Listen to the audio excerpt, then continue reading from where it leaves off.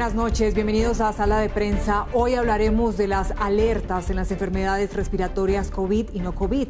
¿Cuáles son esos síntomas que le indicarían a usted que debe consultar a un especialista con urgencia o acudir de inmediato a una clínica u hospital? ¿O cómo identificar esos signos que no son sinónimo de peligro?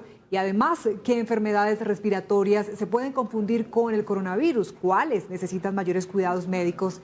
Estos y otros temas los vamos a desarrollar esta noche. Y para hablar de ellos hemos invitado al doctor Alex Miranda Villalba. Él es neumólogo. Bienvenido, doctor Miranda.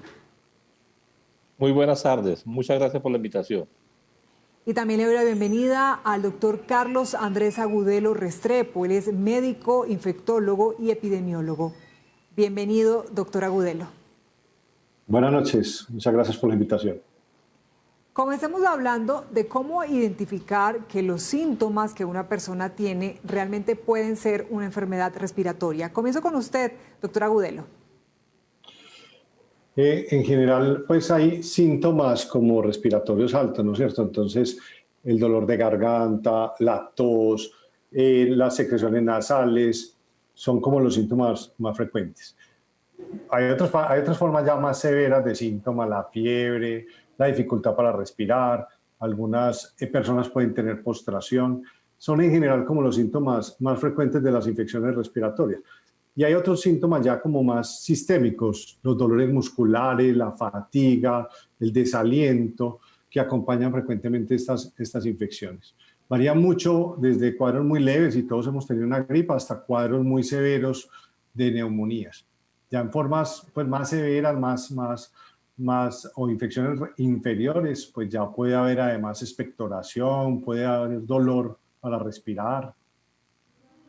Bien, doctor Miranda, ¿qué agrega usted al respecto? Cuéntenos. No, yo estoy de acuerdo con el doctor Agudelo. Básicamente tenemos síntomas respiratorios que los podemos clasificar si están comprometiendo la vía respiratoria alta o si son más de compromiso de la vía respiratoria baja. Los de la vía respiratoria alta, como lo dice el doctor, más o menos comprometen lo que es la fosa nasal, la faringe, la laringe, y se pueden expresar a nivel de rinorrea, que básicamente es la secreción que puede ser hialina o puede ser amarillenta o purulenta de líquido a través de las fosas nasales. Puede también aparecer dolor a nivel de la garganta por inflamación ya de la orofaringe. Y cuando se inflama una parte anatómica que se llama la glotis, que básicamente es como la división entre la vía respiratoria alta y baja, puede haber una tos y la característica de esa tos es que es seca, diferente a la tos que afecta al sistema respiratorio inferior, porque ese sistema respiratorio inferior está constituido por un epitelio que es mucosecretor. Posiblemente de aquí la tos es más purulenta o con expectoración. Básicamente expectoración es la palabra.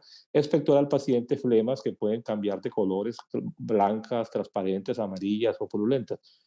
La vía respiratoria baja va asociada más a síntomas de disnea, que es la falta de necesidad o que le falta aire o tiene capacidad para respirar, dificultad respiratoria.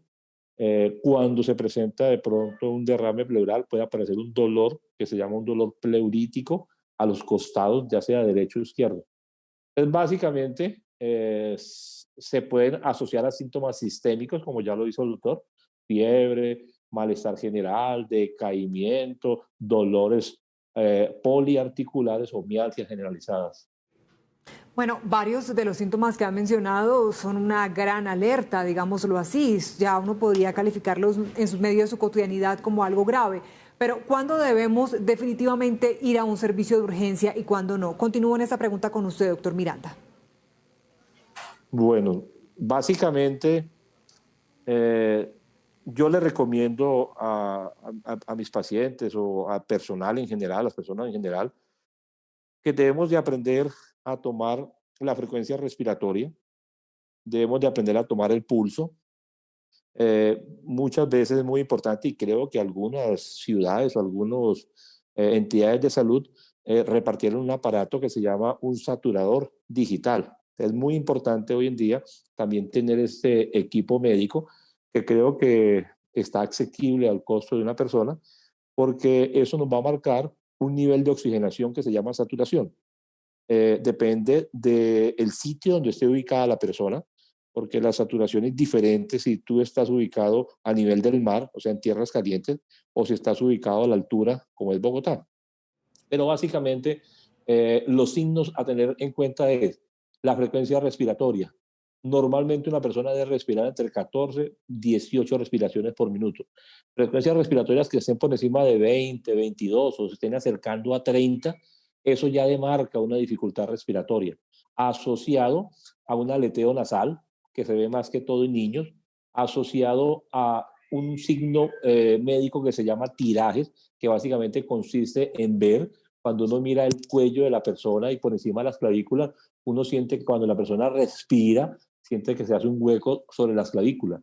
Y si tú le miras el tórax, puede aparecer también tirajes intercostales, que básicamente está diciendo que los músculos intercostales se hunden. Entonces, si yo tengo un paciente con frecuencia respiratoria por encima de 20 o 22 por minuto, si yo tengo un paciente que tiene signos de marcados respiratorios que son básicamente los tirajes, que está desaturado, y podríamos decir que una persona por debajo de 93% a nivel al nivel del mar, podríamos hablar que ya está haciendo desoxigenación, y en Bogotá podríamos hablar que por debajo del 90% estaríamos con desaturación. Esos signos son muy importantes para decir que una persona tiene un síndrome de dificultad respiratoria aguda y que amerita ser evaluado por un médico o un profesional de la salud. Qué interesantes y oportunas esas señales que nos acaba de explicar. Ahora quiero preguntarle al doctor Agudelo, en esta época de pandemia, ¿cómo saber que los síntomas indicarían un contagio de COVID-19? No, Daniela, no hay como un síntoma que nos permita claramente decir un paciente tiene coronavirus o tiene otra infección respiratoria distinta. Muchos de los síntomas que hablamos se han dado cuenta que son para todas las infecciones, pero que también muchos de ellos son de los que hemos hablado para coronavirus. Hay algunos que son como más frecuentes, pero no exclusivos. Por ejemplo, la pérdida del olfato, la pérdida del gusto, pues lo hemos oído muy referenciado. Incluso hay algunas reglas de predicción y algunas alarmas que se han lanzado frente a esos síntomas. Pero hay otras infecciones que pueden también producir, o infecciones respiratorias que pueden producir pérdida del olfato y del gusto.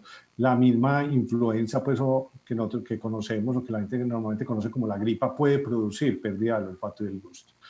Ahora, también hay muchas infecciones que, así como el coronavirus, pueden en algunos pacientes producir síntomas gastrointestinales, infecciones respiratorias, pero que cursan, por ejemplo, con diarrea. Lo que sí se ha visto es que síntomas como la conjuntivitis, que a veces la inflamación de los ojos con secreción, que a veces acompaña varias infecciones respiratorias, no son muy frecuentes en coronavirus. Pero no tenemos como realmente algo como específico que uno le pueda decir a la gente, si usted tiene esto, seguro tiene coronavirus, y si lo tiene, entonces no tiene coronavirus. Y sería como de pronto un mensaje inadecuado tratar de decir, miren, con esto, porque no hay nada absoluto frente a que nos permita hacer esa diferencia desde el punto de vista clínico. Pues qué oportuna esa aclaración, porque realmente, lo digo en mi caso, con las personas que dialogamos, con quienes han tenido COVID, nos dicen como, si perdió el olfato, si perdió el gusto, eso ya es fijo que tiene COVID. Entonces ya estamos escuchando a un especialista que nos está diciendo que no siempre ocurre así. Tendríamos que descartarlo, solamente hasta que un profesional nos lo confirmen. A propósito, ¿han identificado nuevos síntomas y efectos causados por el COVID? Continúo con usted, doctor Agudelo. Ahora siempre están resultando presentaciones o nuevas manifestaciones, y una de las cosas con las que nos hemos encontrado en coronavirus es que hay una cantidad enorme de manifestaciones que no solo son respiratorias. Entonces desde el principio de la pandemia nos dimos cuenta que las personas podían sufrir de eventos trombóticos, o sea, la formación de coágulos, que se podía inflamar el corazón. Recuerde que también había cuadros de diarrea al principio. Hay pacientes que han tenido manifestaciones neurológicas. Y en los niños hemos tenido enfermedades sistémicas. Sí hemos dado cuenta, y cada vez se describen más las manifestaciones cutáneas. Una enfermedad que estamos conociendo y que cada vez tenemos nuevas manifestaciones. Y últimamente además hemos estado hablando o revisando mucho el tema del post-COVID, los síntomas que persisten más allá y que algunos pacientes pueden llegar incluso a sentir hasta por 6 meses después de haber tenido la infección. Para usted, doctor Miranda, ¿qué podría agregar a este punto? Y de paso quiero preguntarle, ¿cuáles síntomas definitivamente descartamos y no son asociados al COVID-19? El doctor Agudelo, básicamente esta enfermedad tiene manifestaciones multisistémicas, abarcando lo que ya dijo el doctor, parte gastrointestinal, parte neurológica, parte dermatológica, parte de corazón. Entonces, muchas veces los pacientes, sobre todo con enfermedades crónicas, y es muy frecuente escuchar a la ciudadanía, a la gente, al pueblo, que dice, no, es que mi papá fue porque tenía una descompensación del azúcar y ahora me dicen que se murió de COVID. Entonces, lo que hemos visto es que COVID es una enfermedad que inicialmente va a exacerbar las enfermedades que están de base en un paciente que sea asmático, un paciente que de pronto tenga EPOC, un paciente que tenga su falla cardíaca, un paciente que de pronto debuta con una crisis hipertensiva o con un aumento del azúcar, básicamente porque la enfermedad se está incubando y hace que las enfermedades de base se exacerben. Entonces, muchas veces el motivo de consulta de la persona es una crisis hipertensiva o muchas veces un evento cerebrovascular, donde básicamente de base está un coronavirus que posiblemente en el transcurso de la enfermedad, si no vemos claridad en el cuadro clínico, pues sospechamos después de que ya empiecen las manifestaciones respiratorias, las manifestaciones pulmonales, una radiografía que nos dé explicación del por qué tienen unos infiltrados tipo vidrio esmerilado. Entonces hacemos el diagnóstico tardío, pero básicamente la descompensación de las enfermedades de base vienen dadas por el proceso inicial de incubación e inflamatorio que produce este coronavirus. Doctor Miranda, aparte de esas enfermedades y deficiencias derivadas del COVID-19, ¿qué otras enfermedades respiratorias se manifiestan en Colombia por estos días? En esto, o sea, siempre ha habido un pico que llamamos el pico de influenza, que generalmente se da en, en cada semestre del año. Más o menos, normalmente los picos se daban entre abril, mayo, más o menos, en el primer semestre, y septiembre, octubre, en el segundo semestre. Pero muchas veces, en la medida en que varía las condiciones climáticas, se pueden adelantar o atrasar. En esos momentos, básicamente, influenza sería una de las manifestaciones clínicas muy similares a las manifestaciones clínicas del COVID y que para nosotros los profesionales de la salud y siendo un especialista en la parte respiratoria, pues clínicamente hay una dificultad para saber cuál es cuál. Clínicamente se dice que pueden haber unas diferencias en cuanto a la manifestación clínica de COVID con respecto a un virus que se llama el rinovirus, que afecta básicamente la mucosa nasal y que produce el resfriado común, o de pronto al virus de la influenza. Básicamente se dice que el cortejo sintomático, la clínica de un paciente con COVID es más larvada. Entendemos. Doctor Agudelo, desde su campo, ¿ha ¿Aló? Es más encontrado larga. algo al respecto? Es que perdimos conexión con el doctor Miranda.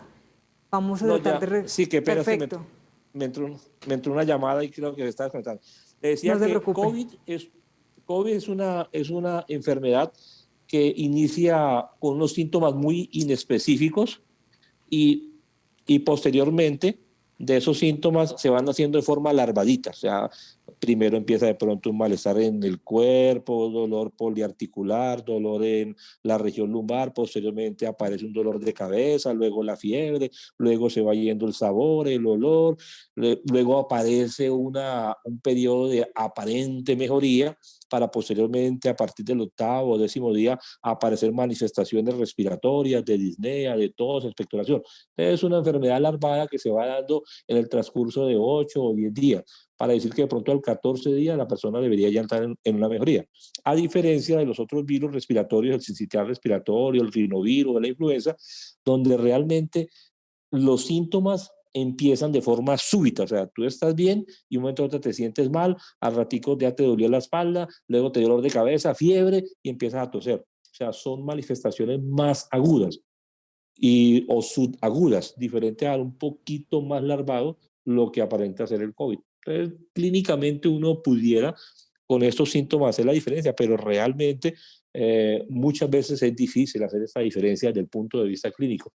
Entonces, como en ese Entendemos. momento, como en ese momento nosotros estamos en pico de pandemia, pues para mí pienso que lo más importante es y lo más grave en ese momento es COVID. Entonces, lo ideal sería tamizar a todo el mundo, hacerle ante cualquier persona que tenga síntomas muy sugestivos de COVID, hacer la prueba para definir bien si es COVID y empezar el tratamiento adecuado, o si no es COVID, pues hacer el tratamiento sintomático del otro cuadro respiratorio. Que requiera. Doctor Miranda, gracias. Doctor Agudelo, desde su campo, ¿usted qué agregaría en este punto? ¿Hay otras enfermedades respiratorias que se manifiestan en Colombia por estos días? ¿Con qué deberíamos estar alertas? Mire, no, Daniel, así es. Cuando uno mira las curvas de los virus que han estado circulando, se da cuenta que las cuarentenas y todas las medidas que se han tomado llevaron a una disminución en otros virus. Y eso ayuda, como lo dice el doctor Miranda, en que si uno lo que está viendo son 20.000, 17.000, 14.000 casos de coronavirus y pocos casos de influenza o virus respiratorio sincitial, eso ayuda mucho a dirigir, obviamente, cuál es el diagnóstico, ¿no? Entonces, uno le llega a un paciente en estos momentos con fiebre, con pérdida del olfato, con dolor muscular, pues uno, lo más probable es que sea un coronavirus. Pero a medida que vamos saliendo del coronavirus, y ya lo estamos viendo, de hecho, vamos a empezar a ver que circulan otros virus. Y entonces cada vez, a medida que caigan los pacientes de coronavirus y empiecen a circular nuevamente los otros virus, pues va a ser cada vez, se van a empezar como a mezclar más y va a ser cada vez más difícil asumir que un paciente que viene por síntomas de ese tipo sea solo coronavirus y empecemos a ver ya entonces cada vez más pacientes que están experimentando otro tipo de virus y dentro de eso es el más importante también por la severidad de la influenza. Pero, doctor Agudelo, ¿hay de pronto, digámoslo así, otras enfermedades diferentes al COVID que deriven con problemas graves, con cierta gravedad en este momento? Lo que estamos viviendo ahora, y lo ha dicho hasta la misma OMS, es una sindemia, ¿no es cierto? Y es un conjunto, una suma o la aparición simultánea de varias enfermedades que están haciendo un pico.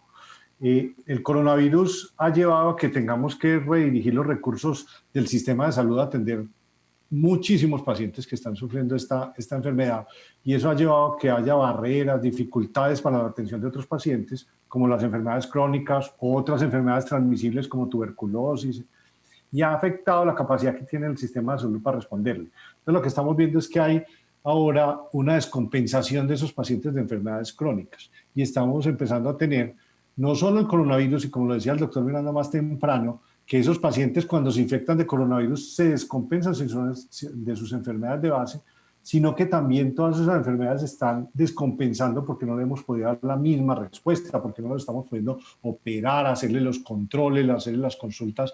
Y eso es lo más grave de todo, que se nos están juntando esos dos picos, el pico del coronavirus con el pico de las enfermedades crónicas que se están agudizando por falta de control. Eso es muy preocupante. Doctor Miranda, ¿sigue siendo el tabaquismo algo preocupante? El tabaquismo siempre es una enfermedad muy prevalente en nuestro medio. Está demostrado con estudios clínicos en Colombia y en un estudio que se hizo en 5 ciudades importantes de Latinoamérica, donde la prevalencia oscilaba más o menos entre un 8 y máximo un 20-25% de tabaquismo. Tabaquismo predispone a 2 enfermedades muy importantes. Una que se conoce como EPOC, un acrónimo que traduce enfermedad pulmonar obstructiva crónica, y también predispone a cáncer. Con respecto a EPOC puede ser una enfermedad que me puede simular a mí en una exacerbación del EPOC, en pacientes que tengan la enfermedad. La exacerbación del EPOC me puede dar a mis síntomas de dificultad para respirar, me puede dar tos, me puede dar fiebre, me puede expectorar y el paciente también puede presentar dificultad respiratoria. Normalmente los pacientes son desaturados. En la práctica clínica, en estos momentos todo el mundo cuando ve a un paciente tosiendo y con fiebre, pues uno dice, no, esto es un COVID. pero también nos hemos llevado, y respondiendo a la respuesta anterior, que muchas de esas exacerbaciones de POT se pueden simular a un cuadro de COVID. Cáncer, que es producido por cigarrillo, sí es ya una enfermedad más larvada, una enfermedad que tiene mucha evolución de tiempo, que empezó con una tos de mucho tiempo de evolución, donde el paciente va perdiendo peso, va dejando de comer, se va desnutriendo. Entonces no pienso que sea la enfermedad que nos vaya a hacer un diagnóstico muy diferencial con COVID, pero estos pacientes que tienen cáncer pueden en ese transcurso de la enfermedad, o si están ya con la enfermedad diagnosticada, pues como su sistema inmune está muy debilitado, tienen medicamentos que producen inmunosupresión, posiblemente estos pacientes tienen que estar acudiendo mucho a los servicios de salud para hacerse su tratamiento, para recibir oxígeno, porque se sienten ahogados, entonces tienen un alto riesgo de contaminarse. Entonces se puede dar, o se ha presentado, paciente que tiene su enfermedad tumoral y asociado a él se contamina con COVID. Estos pacientes debutan con marcados signos de dificultad respiratoria y con un peor pronóstico comparado con un paciente que solo tiene COVID a un paciente que tiene de pronto COVID y un cáncer, llámese pulmonar o llámese de cualquier otro órgano. Pues le agradezco a cada uno de ustedes por su disposición. Queríamos contarles a nuestros televidentes esos síntomas que indicarían cuándo consultar a un especialista con urgencia, cómo identificar esos signos que tal vez son señal de peligro o tal vez no, cómo confundir el COVID con otra enfermedad respiratoria, porque son preguntas que sin duda también rondan en la cabeza de todos los colombianos por estos días. Usted ha sido muy amable, doctor Miranda, gracias por acompañarnos. Muchas gracias a usted por la invitación, siempre atento y dispuesto a colaborar con la comunidad y con ustedes, Caracol. Qué amable. Y también le agradezco al doctor Carlos Agudelo. Usted ha sido muy gentil por su tiempo, por su disposición. Daniela, muchas gracias por... Muy bien. De esta manera llegamos al final del programa. A ustedes gracias por conectarse con nosotros. Somos Sala de Prensa de Noticias Caracol Ahora. Que tengan buena noche, que descansen.